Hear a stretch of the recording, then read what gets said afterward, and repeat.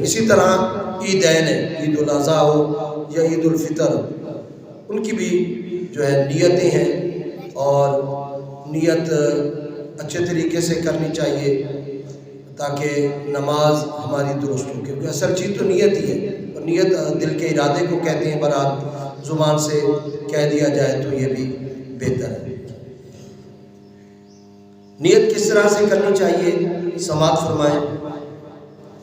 نیت کی میں نے 2 رکعت نماز عید الاضحیٰ واجب کی 6 تکبیروں کے ساتھ، منہ میرا کعبہ شریف کی طرف، پیچھے اس امام کے. اللہ اکبر. ٹھیک ہے. اور پھر طریقہ کار بھی آپ سماعت فرما لیں، کیونکہ بعض اوقات بندے جلدی میں آتے ہیں اور انہیں تکبیرات کہنے کا طریقہ ہی نہیں آتا ہوتا ہے، اور وہ بڑے اہتمام کے ساتھ آنے کے باوجود بھی نماز کی ادائیگی نہیں کر پاتے، یا صحیح طریقے سے وہ تکبیرات نہ کہنے کی وجہ سے، یا امام نے سمجھایا اس وقت سمجھ ہی نہ آئی. تو اس ویڈیو کے ذریعے آپ جو ہے وہ اہتمام و انتظام کریں گے، اور نیت اس طریقے سے نیت آپ کریں گے، اور اس طریقے کو بھی یاد رکھیں گے کہ کس طریقے سے ادائیگی کی جاتی ہے. طریقہ کیا ہے؟ فرمایا کہ پہلی تکبیرات کہنے کے بعد ہاتھ باندھ لینے اور ثنا پڑھیں گے. امام بھی ثنا پڑھے گا، آپ بھی ثنا پڑھیں گے. پھر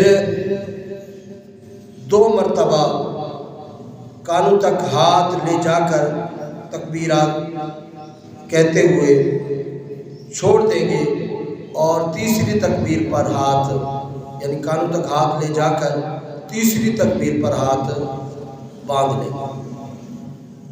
پھر الحمد شریف ہوگی، ساتھ صورت ملائی جائے گی، رکوع ہوگا، سجدہ ہوگا، اور پھر دوسری رکعت کے لیے ہم کھڑے ہو جائیں گے. دوسری رکعت میں ہم الحمد شریف پڑھیں گے، ساتھ صورت ملائیں گے امام صاحب، اور ہم خاموش رہیں گے.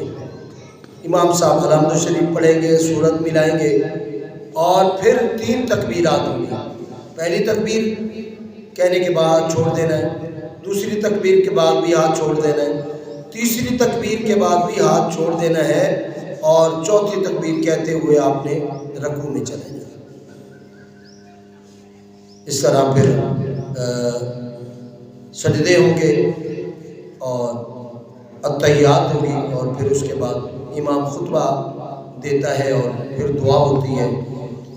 یہ طریقہ کار ہے.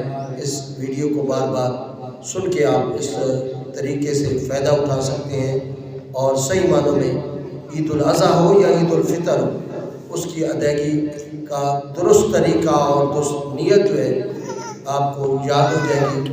اللہ تبارک و تعالی ہم کو صحیح معنوں میں عید الفطر اور عید الاضحیٰ کی ادائیگی کی توفیق عطا فرمائے.